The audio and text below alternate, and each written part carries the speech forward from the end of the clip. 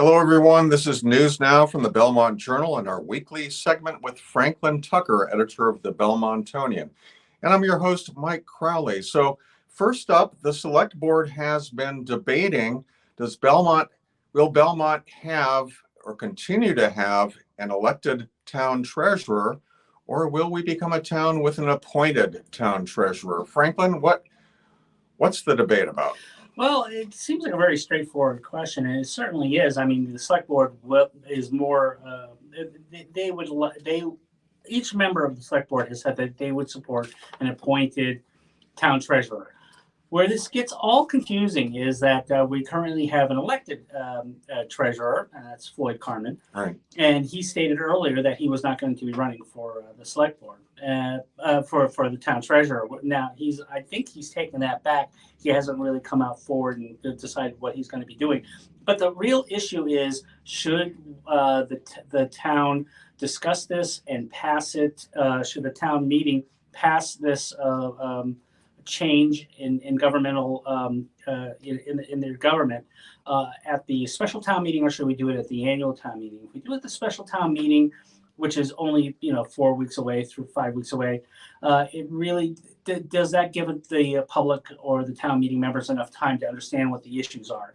One of the big issues. Franklin, I do want to ask you. I mean, is there a chance that Floyd will run again, and thus, the possibility being discussed that we might punt this decision until the spring annual town meeting? What will happen if Floyd does run? I think each member of the select board said that this is a moot issue. If Floyd runs, he's so well respected that he can then have another 3-year term, or he could just basically say I'll do a 3-year term, and after a year I'll leave and you can do an appointed one. But he's always been a supporter of an elected town treasurer. So we'll see. This is a background issue, but really is the issue that's facing town meeting is, do you do it in November when we will have a town meeting, a special town meeting, or do we do it in April? Now, if we do it now, we can then there's no need to worry about somebody being elected to the board. We'll just appoint somebody in April of 2023. But if we wait till April, the April town meeting, or May town meeting, I should say, somebody will be elected. It can be even a write-in. It could be a person with just one vote. They can then become the treasurer. Then you have somebody who's going to be there for 3 years. The Collins Center says, the elected town official that's a little too, chaotic. You don't know who you're getting. While with an appointed one, you can make a large search around the country, pick the best person available. There's another issue is that the person who's going to be doing the appointing is the town administrator, Patrice Garvin. So that's interesting, Franklin. So it wouldn't be the select board that would be making the appointment. It would be the town administrator. That's right. Under the bylaws right now, that any kind of appointed position that would be up to her. Okay. That she is dealing with on a daily basis. Yeah. So it's a little confusing. I think what we're going to see is by the end of October, the select board will decide. Right now, it seems like there's maybe 2 votes to just delay it until April and then bring an entire package of recommendations from the Collins Center along with this, and then pass that. Hopefully, what you can do also is that the town clerk, Ellen Cushman, said there is a provision in our bylaws to repeal somebody who's been elected. So this would not be because you're repealing this person because he's doing a bad job or anything like that. It's just that you're doing it. You want to go to a different form of government. But then again, that leads to the point of where if somebody's been elected, they usually have supporters out there. So will you be in a situation where you're going to have to wait 3 years? All right, Franklin. Well, we'll have to see what happens on that. And speaking of special town meeting, what are the chances that we're going back to a meeting in person versus the virtual meetings that we've had for the last couple of years? 0. Okay. That's because the select board voted the recommendation of Mike Widmer, who's the town moderator to once again have a virtual town meeting. I know I think everybody's moving. They thought that at least this special town meeting would be finally brought to the new high school auditorium. But he said that there's a lot of people who are still immune compromised who are town meeting members, and there appears to be a increase in the effect and people who are being hospitalized with COVID. So he's saying, look, while you can go to you can go to a select board meeting or watch it virtually.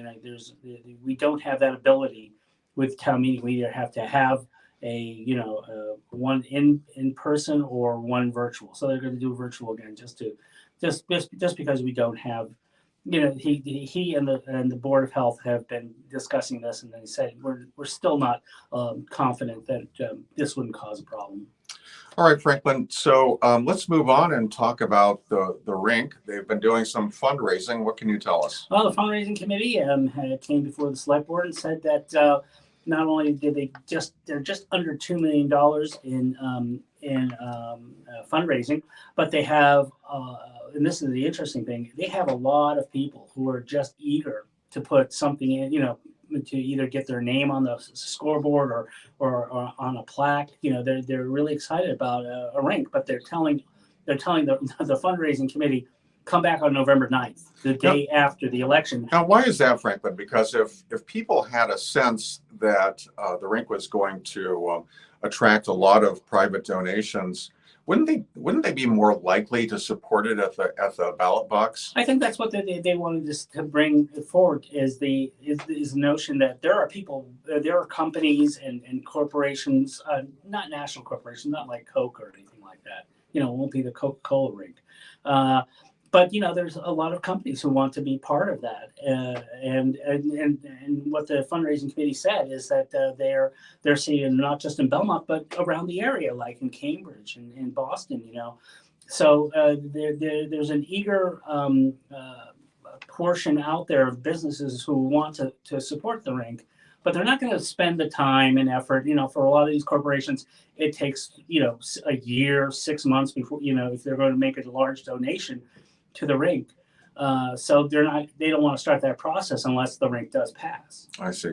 So Franklin, does the rink have a definitive price tag at this point? That's right. They came before the select board and said, this is the number we're going to go with, and that's 33.4 million. 33.4? That 33.4 million. Yep.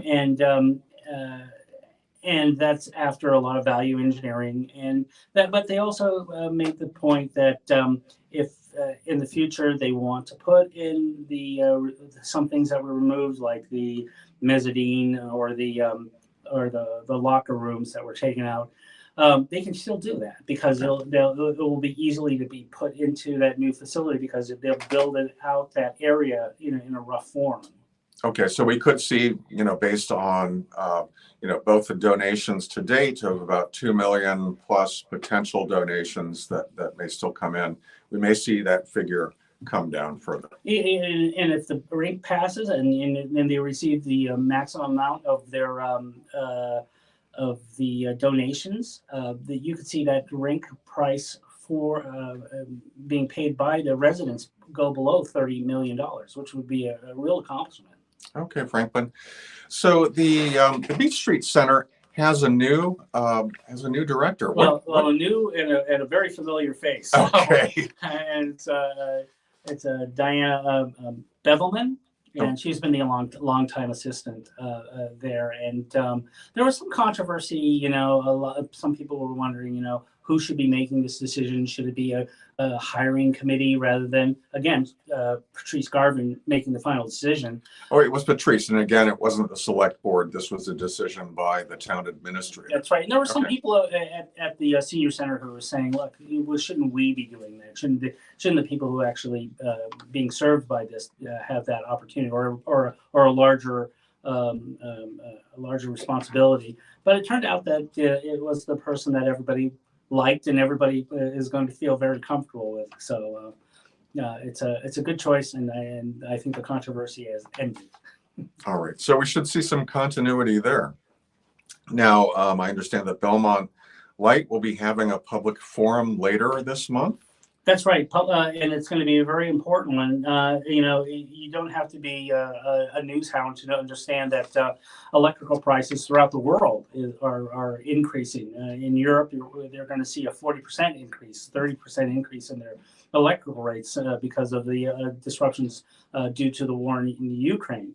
And the Municipal Light Board will hold a public forum on Wednesday, the 26th of October.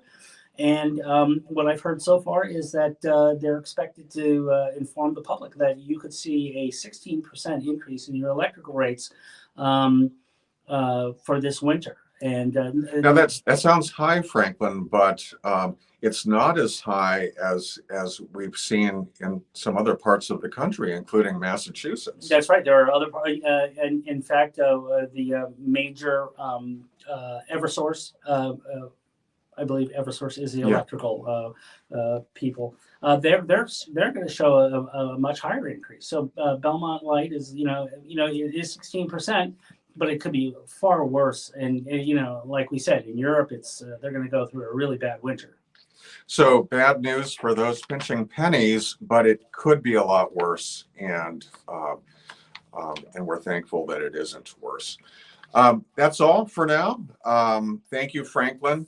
If you'd like to see more of Franklin's reporting, please check out Belmontonian.com, and we will see you next time.